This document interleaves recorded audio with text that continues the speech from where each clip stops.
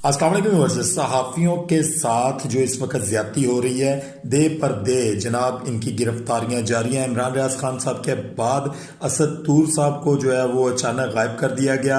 मती जान साहब का भी नंबर लगा हुआ है। आपको बताएं, अगर सहाफ़ी हजरात एक ना हुए तो आप लोगों की बारियां लगेंगी जनाब। अगर आज इमरान रियाज खान साहब की बारी आई है, असद तूर की आई है, इसके बाद मतीउल्लाह जान की भी आएगी, हामिद मीर की भी आएगी, मंसूर अली खान की भी आएगी।